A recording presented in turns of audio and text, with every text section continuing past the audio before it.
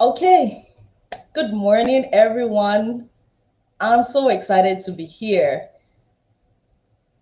My Mental Health Matters Facebook group is officially 6 months old today. That's really old, right? It's been an exciting journey, full of its up and down, but we're here and every reason to celebrate, I think we should not miss it. And that's why we're celebrating it as if yes, it is a big deal. Okay? And guess what? There's no better way to start the celebration but with this information program for our people and everybody that enjoys what we're doing, everybody that's been learning from what we're doing. And I'm even honored that I'm starting this celebration with my very, very good friend, Bolatito. Welcome. Thank you. Okay, so without wasting any time, I want us to just go into what we want to talk about today. It has to do with mental health, but hey, there's so many things affecting people's mental health, and one of it is whatever is going on with our children. And I thought that before we move to any other group, we should focus more on children. Not just all children, but even children that needs a little bit more of our attention. And you are the experts in that. My expert, Bolatito Fatoki. Welcome. Thank you, Dayo. I'm so Okay, happy to be here with you today. thank you. And of course, congratulations and happy celebration to my mental health matters. You've been doing so awesome. Thank you so much. Thank you. So before we start, let people know who we're talking to and why they should listen to us because I'm not just saying she's an expert for the sake of it, she really is one. I've known Bola Tito since our college days because we both went to Babcock University. And since then, we've had that friendship, just her happy, jolly friends. And she got her first degree in political science then, and then here in Houston, Texas, she went ahead to do her master's degree in special education, and she's even not stopping there. Bolatito is about to or working on her doctoral program still on special education. Uh, I know that your passion and your interest in individuals with disabilities, I'll say that individuals with disability is just a non-stop thing for you, and I really do appreciate that. And currently, you work as a special education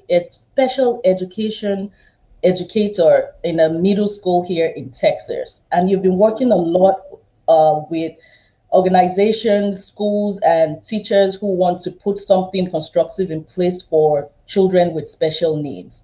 That's true. So really, I don't think we need any other person than you to discuss this topic with us. Welcome for the third time, Bolatito. Thank you, Dayo. But I must say that in this during this interview, like it's okay to call it an interview, right? I would like to say let's use the word exceptionalities instead of disabilities. Now, the word disabilities has been eliminated because our focus now is on exceptionalities. And I think that is more positive and more like it's a better language for individuals with special needs. So now it's individuals with exceptionalities and not disabilities. And when you hear the quote like, see the abilities, not the disabilities, I think that is something everybody has to, be aware of, and we have to consciously and of course always make efforts to use the right terminology. Okay, Yeah. yes, thank you. So I told you this is for us to let people know what children or individuals with disabilities with exceptional Exceptionalities. what they need to know. But while we're backstage preparing for this, I said it's good that we still put disabilities so that we're all going to learn together and understand why we need to change. So, just following up on what you just said, let me start by asking you this question. What does disability mean? and then you now come with, let's, relate that, calling it exceptionality to that question. Okay. So so this is more of when you say when an individual has maybe a mental or physical impairment that is in one way or the other negatively impacting learning. Learning could be in various forms. It could be academic, it could be social skills, it could be just daily living, something that may be lifelong as well. We'll say that person has a type of exceptionality because that individual would need specially designed instruction to be able to function better in life or to be able to learn better in the classroom setting or in whatever environment they find themselves. So any individual that finds themselves diagnosed with a type of exceptionality or disability, like you said, that okay, let's say that, fade it out, that child or individual, anyone that has been diagnosed with such mental or physical impairment would be categorized under having a kind of exceptionalities. And there are various forms of it. It could be, there are various diagnoses of special needs or exceptionalities. We have autism. We have so many more of them. And I know, like you were saying to me, like, oh, is autism the only exceptionality we have? Is because that is what people always see, and that is what people always say. Everybody, when you see someone, oh, they're doing this, oh, that child must have autism. Now, autism is just like popularly known across board, like everybody knows it's, because there are a lot of researches going on in autism, but there are also a lot of other forms of exceptionalities. We have learning disabilities, we have intellectual disabilities, ADHD could be part of it as well. So blindness, visual impairment, and many more. And all this fall under the category of exceptionalities. Exceptionality. Okay. So autism is not the only exceptionality that we have, or children with autism or on the spectrum, and not the only ones that have special needs. Is that what you're saying? That's what I'm saying. That's correct, Dayo. So, Okay. I so want that you is to why. and tell us the other exceptionalities or the special needs that children might have. Can you tell us Okay. those once again, if you can make a list so that we can take that in? Okay, so we have a lot of them. We have, but here in the United States, 13 are identified and recognized with the by the IDEA, that's the body for the special needs, for special education. But across board, we still, even with this 13, and we still have some, subcategories under each one. And I would just like to go through a few of it. We have the deaf blindness, we have autism, we have visual impairment, speech impairment, we have traumatic brain injury, we have what else? Intellectual disability. We have orthopedic impairment, other health impairment that would, of course, be part of ADHD. We have visual impairment, multiple disabilities, hearing impairment. So as long as that person, first, I always say diagnose, because you can't just say, oh, this person has hearing impairments, or this person has visual impairment, so that person needs special education. No. As long as that person has been diagnosed and this impairment or this what category, this thing is affecting it, I would say mental or physical impairment is affecting learning, that the person will not be able to function on their own except they have an individualized plan or a strategic plan or a specific plan for their learning. Then, except that person has it, you will not say that person qualified for special education or that person has an exceptionality. As long as, okay, I need to be able to move this person around, this person needs help moving from one place to the other, this learning is being impacted negatively, and this person needs more support to be able to learn, then that individual falls under such category. Okay. So with what you said, I want to bring this up. So yesterday or a few days ago, I was watching a documentary about, people with exceptionality, like you said, and there was this person talking about children or individuals with any kind of special needs should not be separated from those who have special needs, that they should be together in the same class. They should encourage that. She was sharing her story of how her own mom supported her to be in class with other children who do not have any kind of impairment. So you as an expert, I want to ask you this question, in two ways. First, children with disabilities or children with exceptionalities, they're able to learn and succeed, right? That's one. Two is, children with exceptionalities, should they be should they be in the same class or in the same setting with other children who do not have that? Or where do we draw the line so that people would know? Okay. So first of all, I want to say every child deserves an opportunity to learn and to be taught to reach their highest potential. Now, just as we are in the real world, what I know you may not know. So now everybody has an opportunity. When I said to reach their highest potential, is that one child with exceptionality is different from the other child. Even if they are under the same category, each child is different. One thing we have to realize is that every child can learn to reach their highest potential, and no child must be left behind. So now, a lot of, like what you just said, a lot of people keep talking to me too, because some people would say, oh, what if I put them together? Or if this child is with my child in the classroom, or it's going to affect my child, and my child may even get that, how's it called? Like that can affect my child. My child too will have disabilities. That's a lie. Inclusion That's is what, right there. yeah, that is a lie right there. For a child a child with exceptionalities to be in the same class with your child, I'm telling you, you're just making the world better. You're making life better for both your child and that child, because it is an inclusive world. It is time for inclusion. Both students in the general education and special education should be able to work together and align together.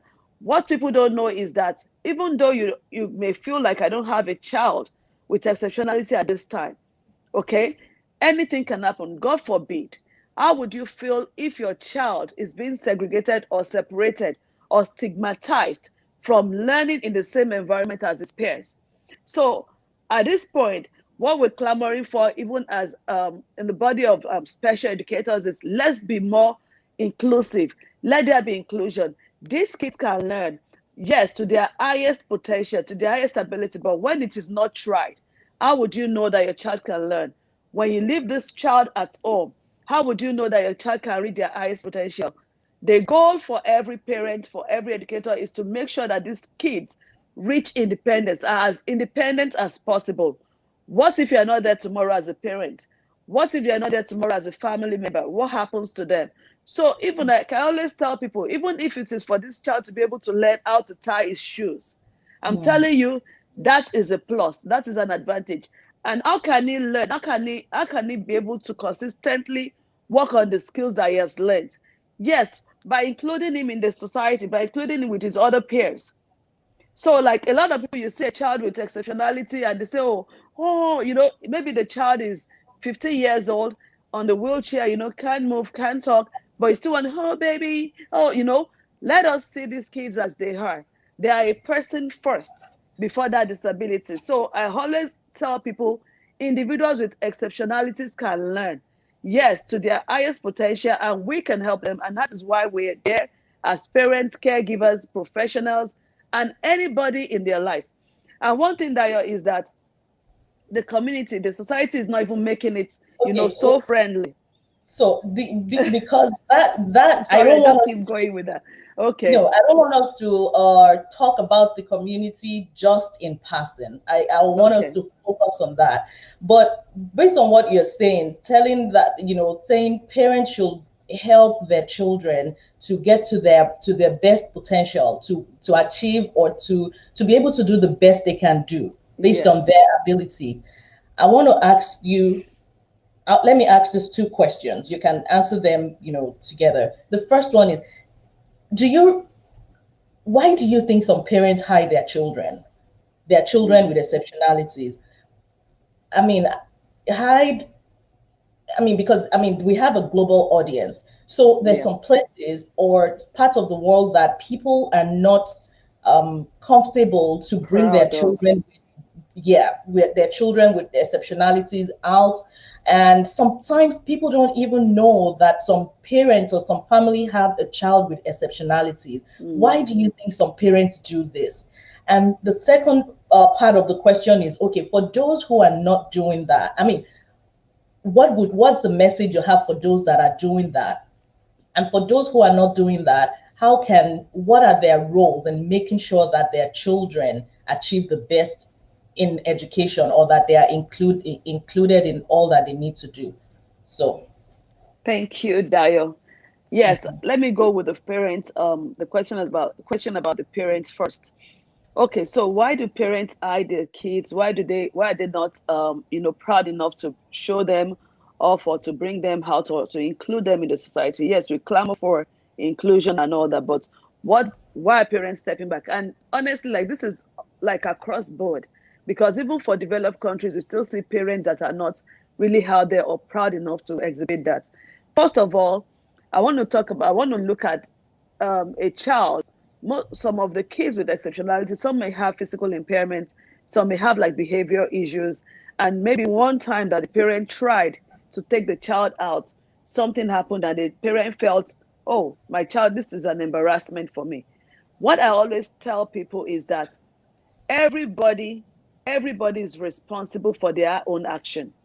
So first of all, when parents have the what's it called? Like, when you're already aware, that is just like me now going out with you and you start acting out, or you're doing something, or throwing tantrums.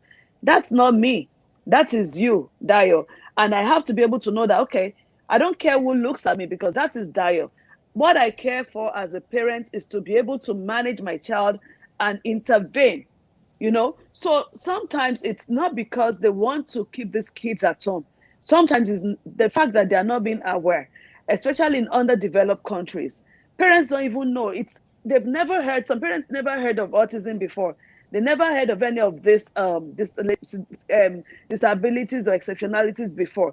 Now they just had a child, maybe first time parents, and all these are going on. And some of these countries don't even have enough professionals to help them or put them on track. So they believe that, okay, my comfort zone, my bedroom, please just leave him in the bedroom, because they don't know how to seek for help. So first of all, I want to say, parents, if you have any child, as long as you see, I clamor for early intervention. As long right. as you notice something is going on, maybe there's a Mhm. developmental problem with the growth, there's a physical impairment, there's something like this child, you've been seeing other kids, and your child is not just doing that. Even if it is not, even if it is just a child growing gradually, or the child's growth is slow, I would say make sure you check with the child's doctor, so that you can Yeah. start early in the intervention, so that you can read books, so that you can come on platforms like this to learn. There's no shame in your child. That is your child. People would say a lot, the society, I want to put that in now, may not even help. Family members may not help. You have husband and spouses not even helping, because there are a lot of stigma to it. Some people would say, oh, it's the mom's fault. Maybe she had Mm. series of abortion. Maybe she's evil, she's demonic, and God paid her back with that child. And Mm. this, for a mother, especially in some part of where I'm from, especially from there, like, people believe, so as a mother, when you already have the society believe that when you have a child with exceptionalities, because of your evil doing or because Mm. of your abortions, what do you Mm. want to do? You want to hide, you want to step back, so people will know that you have that child. I'm telling you, that is wrong information. You having a child with exceptionality has nothing to do with your past, has nothing to do with your past. So do not let anybody make you leave your child out of the world, or out of what the child is supposed to gain. What you Right. need is, you want support for your child, and you need to Mhm. get the support for your child. The Mm. best thing is, always remember that you may not always be there. Whatever you Right. do for your child now is what will continue. And Mhm. if you know that you're in an environment that is not helping you as a parent, as a mother, as a father, or as a caregiver or guardian of a child with exceptionality, I always say, step back, step away. Your child is your number one priority. The society may not be in line with what you're doing, but just try your best to give your child the best of services so that this child can reach the highest potential. Now, I Right. think I don't want to go too much in that. I think I'm not talking too Yeah. much. So, coming to what you said about society, Right. stigmatization. Right. Honestly, this is the time for us to be aware as a society that Mhm. everybody is a participant in the society. So if you think that, oh, I'm not going to be fair to an individual with exceptionality, I'm telling you, you see them at your place of work, you see them Right. in schools, you see them in churches, you see them, they are not just children, they are adults that have this. So tell me, you want to say when you get to your work and somebody may probably has ADHD or emotional disturbance, and you don't know how to manage it, you may even lose your job as well. Mm. And honestly, I just feel like being aware and knowing the people we live in the same community with, people we live in the same society with, helps to helps the society to grow, because Mm. everybody has an understanding and you can build. We want change, we want a better community, even for our Mhm. children. So at this Right. time is the time to build it into our children. People say, I know I had a discussion with you, and you said some people will definitely say, oh, my child can't be in that class with that person. It's going to Right. affect it. Why don't you teach your child love? Yes. You are Kindness. just so lucky. Kindness, empathy, Right. see in the eyes of what that person is saying. Think of ways that, okay, even if you don't know her, how can you support this individual? Parents with people with exceptionalities, they are daily suffering, they are daily sad, they have a lot of pressure, things to deal with. Let us just be empathetic towards them. Let us teach our kids to support. Let our children know that this is not a stigma. This is not a disease. This is not like HIV or COVID-19. That a child, if I touch you, I'll get it. No. So if you don't teach your child love now, how would your child be a leader, a future leader? So Mm. this is very important. Mm. Okay, so before I go to my next question that I have for you, we have a question here that's from Fatoki Toby, that is the government really helping to encourage adequate and professional learning for individuals with exceptionalities, especially with resources, learning environment, materials? Why is the bulk mostly on private sector? I so what do you think about that? Okay. Mhm. Yeah, I must say, I know this person is in Nigeria, right? Okay. Yeah. So, because I would say, like over here, like the government is doing a lot, and it hurts my feeling where you see how the government here is trying and doing it daily to support our individuals with exceptionalities. And this is because there's inclusion, and because there's how will I put it? There's there's worth.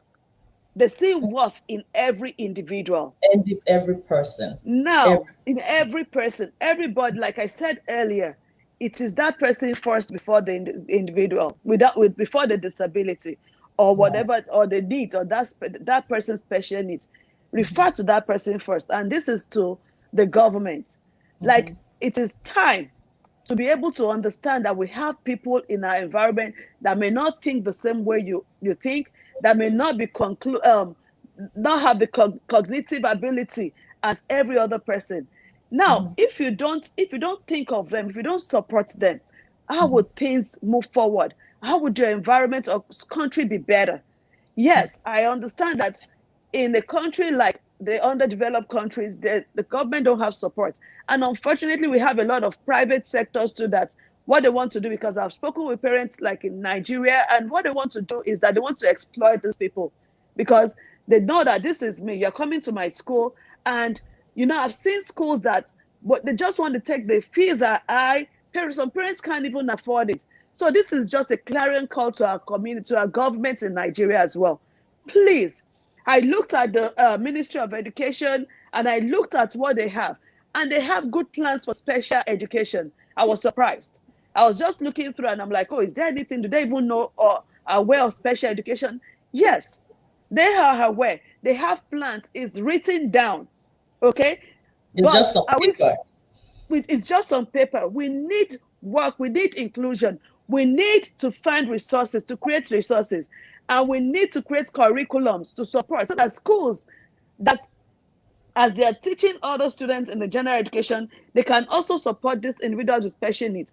And let me tell you something, the government needs to be aware that if they are able to do that, it's going to help the society at large. Right. Because like I said, these individuals can learn. So tell me, if you are not training them, if you are not in their life, then you're going to have a lot of children on the street. You're going to have a lot of children, maybe parents abandoning them, and the government has to bother about that. So why don't we eliminate all those future occurrences and start now?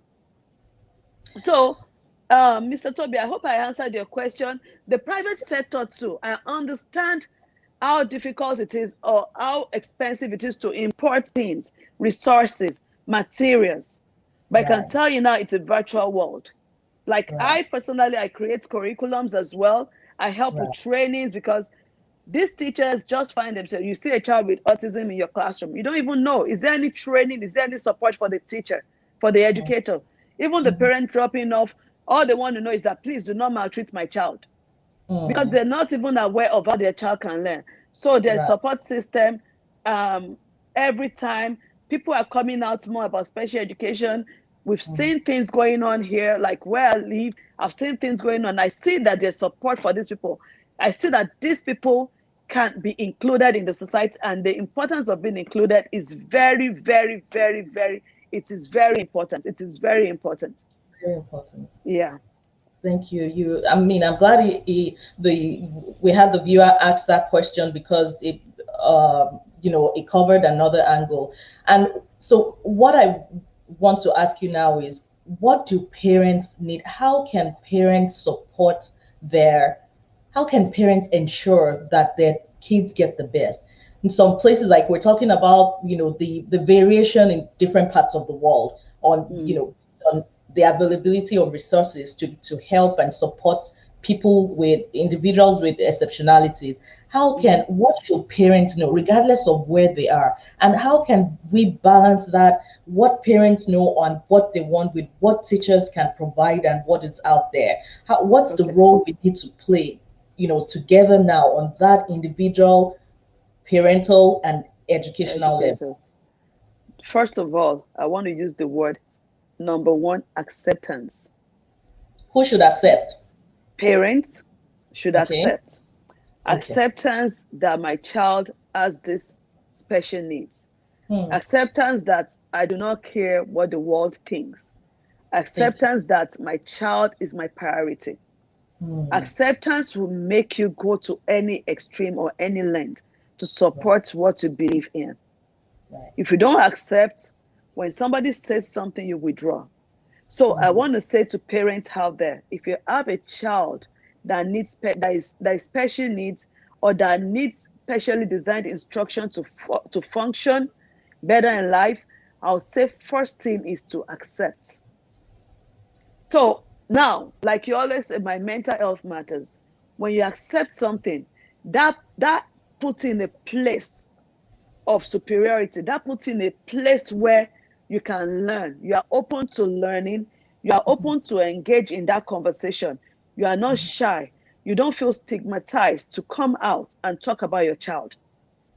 It's so funny that when you hear people when you hear people talk about special needs, you see people more that they don't even have kids with it. The ones that do want to withdraw because I don't want people to know. Or what if they know? Like I said, stigmatization. But as a parent, the first thing is acceptance.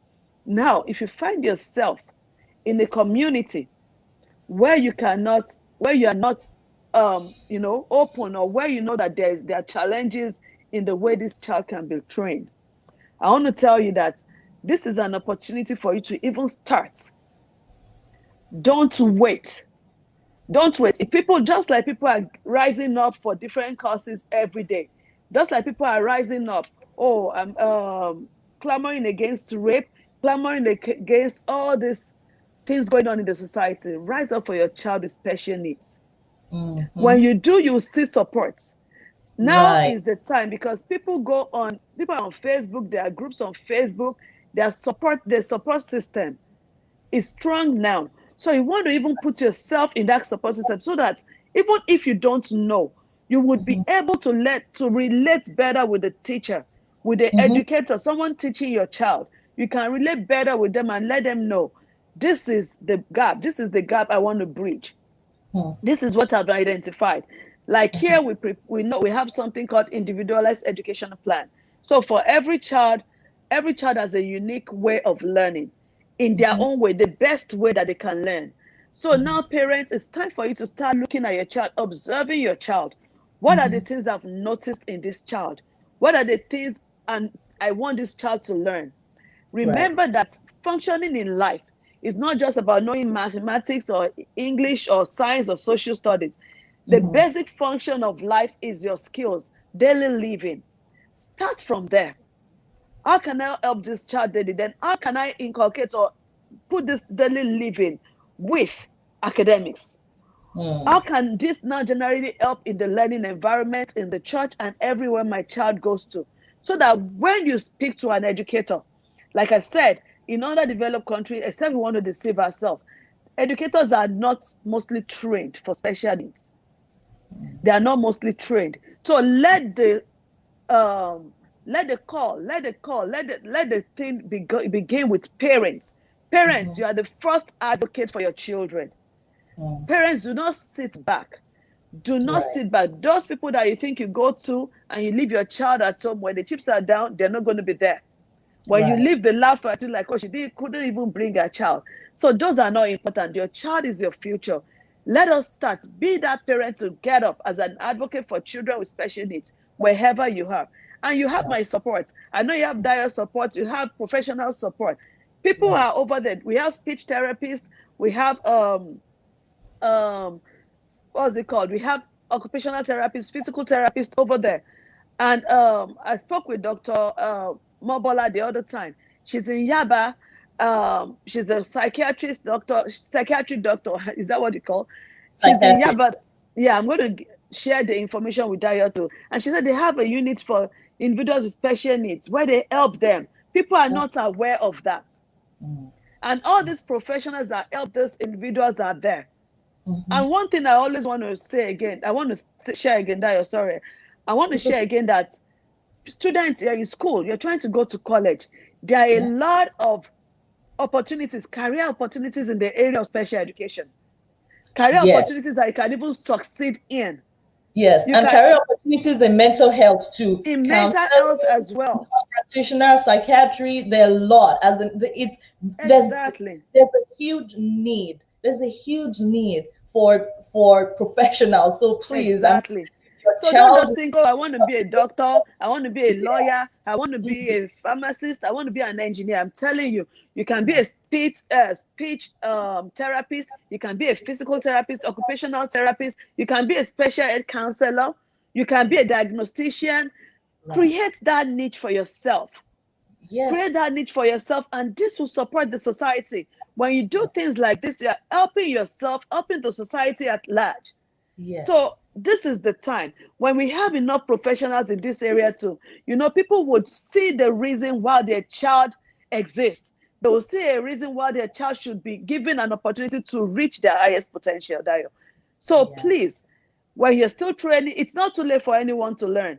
I didn't start my career with special needs, but I just realized that growing up, I see a lot of, mostly Down syndrome. That is the one you really see out there that you can physically see.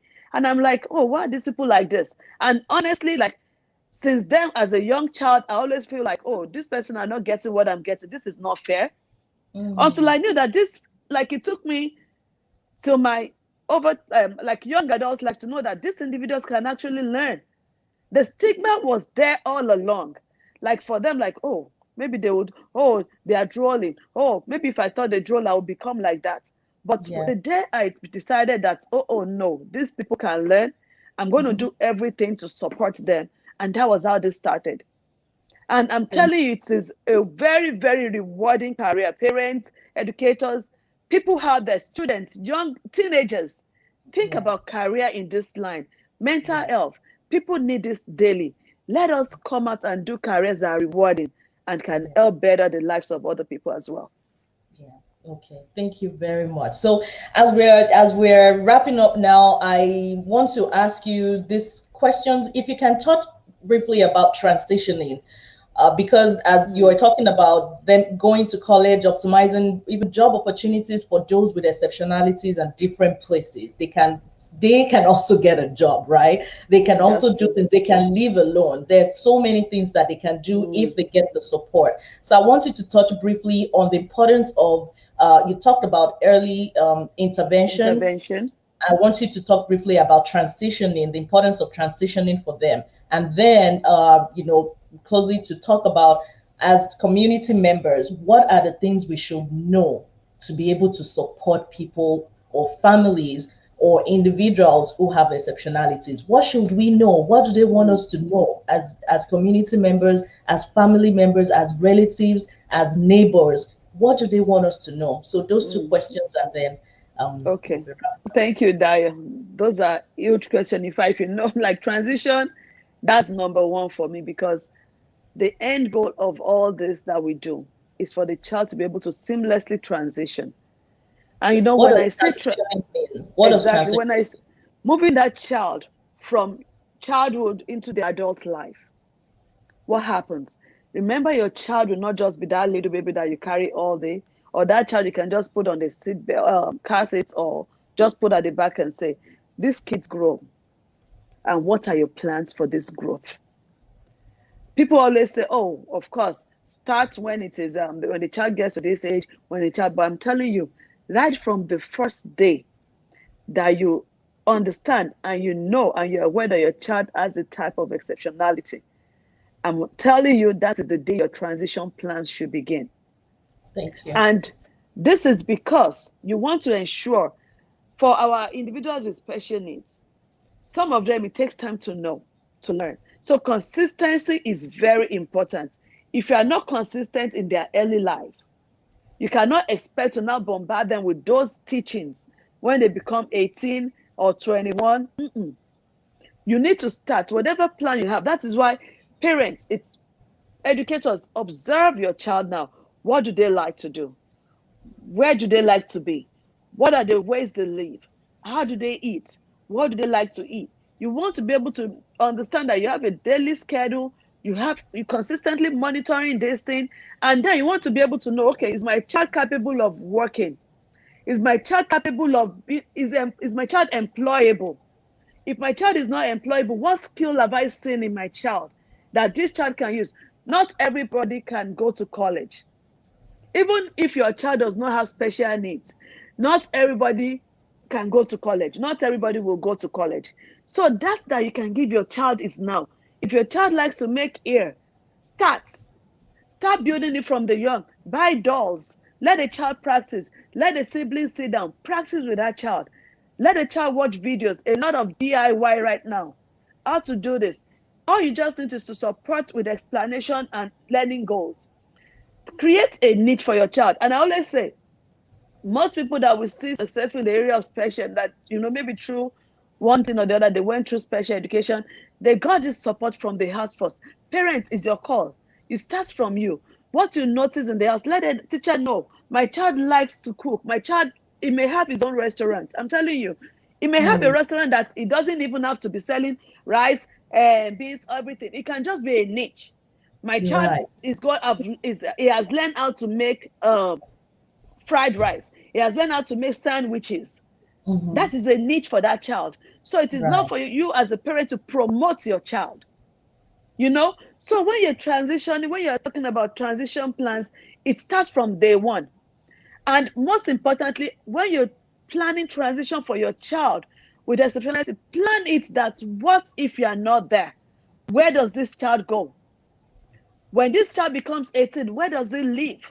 Are there siblings that will take over? Siblings, this is the time, you need to plan it. Where your brother or your sister is this age, he lives with you, plan it so that when that sibling is also making choices of getting married, he's already telling his spouse or her spouse that this is what you're doing with my brother. So it's not that you're gone, maybe parents, you can fall sick as parents, you may not be functionable in life later in life. So you want to be sure that there's plan for this child. You don't want this child because it confuses them when everything the death of a parent, death of this, and there's no plan, I'm telling you, you just leave it, everything you've worked for will just go shum like that. So you want to ensure that where this child will live, what this child will do, how this child will be able to visit doctors and all the appointments. And when you're planning transition, please write down. Write down. We You have always seen say that, and parents. I like it. You always Yeah, say, write it down, put it somewhere so that someone, exactly. if you're not Someone, available, someone can pick it someone up can and keep it up. continue from where you We've stop. seen, yeah, and truly this has happened to people that I know that they woke up with stroke and Oh, they were healthy. They woke mm, up with stroke, they couldn't function again. Tell me, if mm, there's no record, how would you be able to say, oh, these are the plans I have for my child? So as we daily live, please, it is not just about doing all this for, don't let your effort go in vain. Please mm. take the advantage. Even if you don't know how to put these things in place, there are professionals that can help you. There are people that can help you have it. Seek for this support. It is not, it's not stigma seeking for support. And then let me move to the other, what do I want to tell the people? What do you want to People, tell us, everybody? people looking at me now, watching me, Listen. watching Dio on my mental health matters now. Yeah. Let us give everybody around us an opportunity. Let us be more, like, let's accept. This is a community, this is a world that we can't live alone. And honestly, like the sweetest people that I've worked with, that I've seen, are those with special needs, because there's nothing as having a plain heart, especially our individuals with autism. There's nothing as having a plain heart are those people. There's no struggle. You know, when they do things, it's not to hurt you. It is because they are not capable of helping their mental health or their physical being. So it's not about you. When you see a child in the store, when you see a parent holding a child, the child is screaming. You know, there was a video that went viral the other time. This child was in the classroom throwing things, you know, tantrums. And people kept criticizing, oh, if that was my child, I would have whooped that child. Oh, this child should be flogged. The mother must have lacked discipline. Guys, this is a time to see beyond what you know. When you see a child throw tantrums, I'm telling you, how do you think somebody would really want to come out and do all that? And then you blame it on the parent that they did not discipline their child. That is very, very, very, very unfair. Parents with this individual struggle daily to help their children fit into the society. It must not be like that. And this is because of how we view them. Let this stigmatization stop. Talk to your family members. People see their family, their sisters, son, their nephews, their nieces, and they cannot even ask. Even because it's difficult to tell you as a parent of a child with special needs, to tell you that my child has, because I don't know what you're going to think. But you can ask simply, how can I support you? There's nothing with you. Like, if a child throws tantrum, parents are working daily on behavior intervention. Help support them. You adding to what they're already going through would not help them. You are killing their mental health. And you're killing these parents, you're killing these caregivers.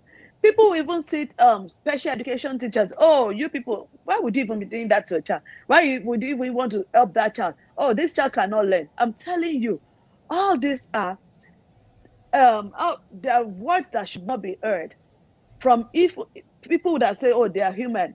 It should not be heard. And support, like, I know I had a video about the religious organizations too. This is a huge community where people worship every time. Either you're a Muslim, you're a Christian, pastors, imams, traditional leaders, worshippers. I want you to step up, talk to your congregation. People with special needs come to your churches too. It may not be glaring. You know, you see somebody overreact when maybe there's an accident. You're like, oh, why is he overreacting? It can be somebody that has emotional disturbance. It could be bipolar. It could be anything. Give that person a benefit of doubt first. And think about it. Don't just flare up at people's reaction. It is not about you. Special education, special needs, disabilities, exceptionality is not about you when they act like that. But as an individual that is capable of cognitively using whatever thing God has given them, it is an opportunity for you to intervene appropriately, not to escalate or to trigger it. So again, community, stop the stigmatization, be empathetic, be patient. When you see people like that, support. We need your support. We need it not for these individuals alone, but for their caregivers, for their parents. And this will really help our society at large, our country and the world at large. Thank you, Dio. Thank I you. can keep going. I can keep going. I know, I know. You are just striking the right chords, and I really appreciate it. I'm sure Thank you. we have viewers there saying thank you. I can't see their names, but there are viewers saying thank you very much for the information you just gave us, and I'm saying And thank you thank you. too for coming here to share all this with us. And it's so, what the point, the golden nugget for me of what you've said, even you said a lot of valuable stuff, is that you may not always be there to parents. We may not always be there. So we should do our best now to support our kids and put things in place as much as possible for them. And another important thing you said is that everything starts with acceptance on the parents' part. If we keep ignoring or we stay in denial, we'll not even be able to position ourselves to put things in place to help those children. That's So true. those are very important things that you said, and I do appreciate that. So you cannot have all this value and all this information and will not know how to reach you. Okay. Oh, And yeah. I want to also challenge you that I know that you work with to develop plans and do things like that, but may I challenge you to also start training for teachers? Maybe you Yes, can do I it do. now. Yes, I Start. do. I do a lot of trainings actually Okay, please tell for us how they teachers, can for educators. reach you and what they can reach you for. Okay, so first of all, I help build curriculums for people that need both the schools, even religious organizations are coming up now to include special needs children in their maybe youth church, their adult church, and their Sunday school. I help with such curriculum, and I also help parents and Okay. caregivers as well to develop curriculums. And for the opportunities for the government, I'm able to develop curriculums, instructional materials, and resources, provide instructional materials and resources for our individual exceptionalities. And also, I also personally help to build individualized education plans for children. So if you're a parent out there, if you're a school out there, I need support in this area, I am available for that. And also to train your teachers.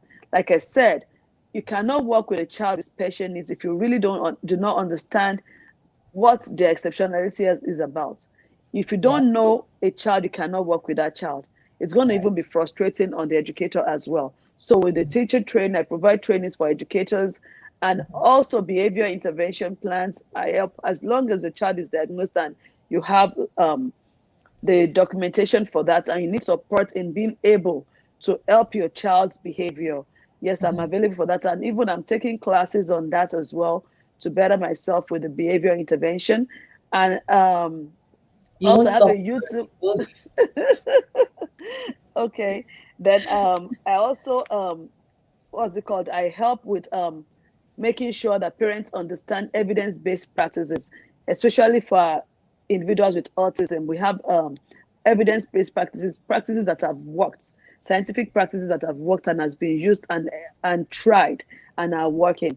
So if you need help and support in that, I'm available. And mostly importantly, I have a YouTube channel called Spedeveryday, where I release content every Friday. So if you want to be part of that, just go on YouTube, search for Sped Every Day, just as my name is on the screen right now, Sped Every Day. And then every Friday, I'm telling you, there are a lot of resources out there already. And So much. what Sped Every Day is actually to what we do and why that YouTube channel is there is to support, to better support our individuals' exceptionalities, to support parents and the caregivers, to create awareness for inclusion as well, and to help Right. with independence and transitioning for our individuals with special needs.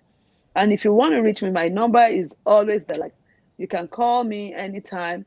if I'm at work, because I also have other jobs. I'm a teacher, like a special educator. And so if I'm at work, I may not pick your call, but give me a text.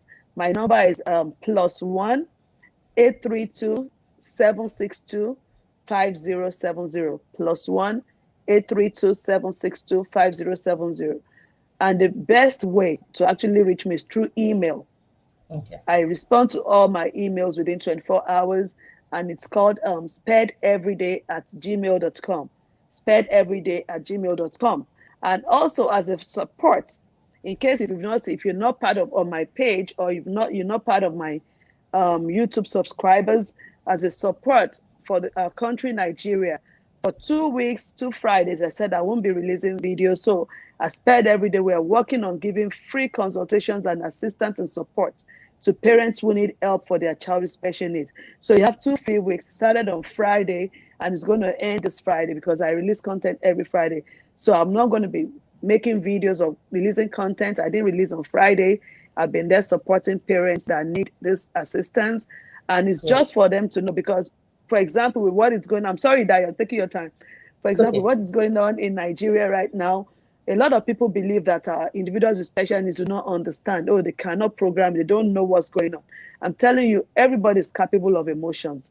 If they don't see, they hear. If they don't know, they can feel the environment, and it is tense.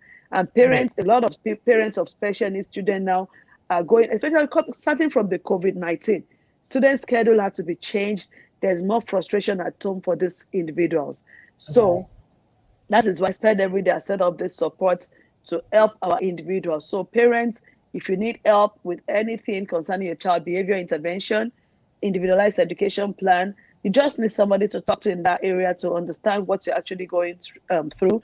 Call me +1 832 762 5070.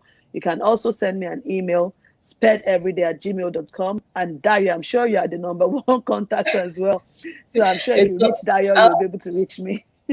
Yeah, I'll make sure that I put all the ways they can contact you under this video, so that if you want to reach out to Bolatito, please do not hesitate. Reach out to her. If you have to, reach out to me too. We're here to support. And Bolatito, thank you for what you're doing, sacrificing your time to help and support parents out there. That is really that is really great. Thank you so much. So, well, this is, I wish we could continue and talk more, but thank you for all that you've shared with us. Very valuable, exceptional. Okay. Thank you.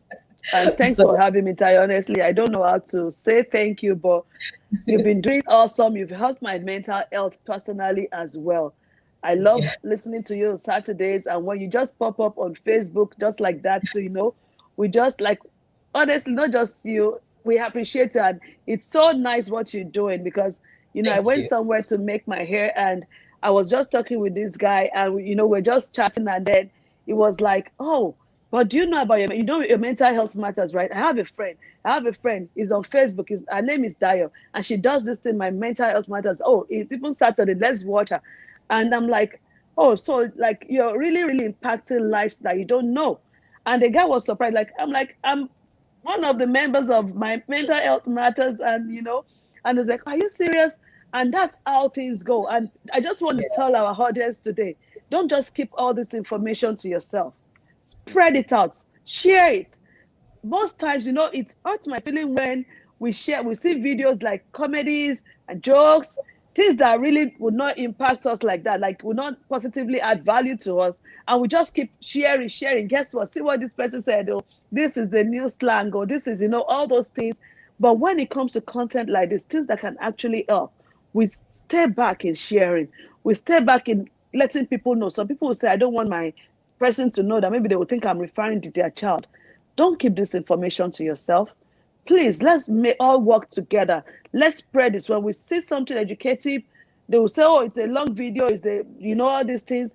Think about how it's going to positively impact the community first. And then please share. Don't let us just talk about to this audience right here. You can, if everybody shares to 10 people, guess what? You're building that community already. This word is traveling far. So I just want to appeal to everyone watching this to please not just watch alone. Don't be selfish. You know, Thank you. just share the content. And again, Dayo, I want to say thank you so much, Dayo, for what you're doing. Thanks for having me here. And I can just brag to everybody that the first person to celebrate 6 months with my mental health matters. Yay! I'm so proud of Yay! myself. So I'm Thank you. special. Thank you so much. Thank you. Yeah. Thank you. I appreciate you. So all our viewers, watching it live or that will be watching the replay, the fact that you tuned in to watch this tells me something about you. You are special and you are knowledgeable and you are not just one of those people. You are special. Thank you for watching this. Thank you for being with us. Please send your questions in. Bolatito is in the group My Mental Health Matters. I would put more of our information out there so you can reach her. Let this not stop here. Like she said, share it. And again, your mental health matters. I'll see you tomorrow morning when we'll be talking about dementia. You don't want to miss it. Bye. Bye, Dayo.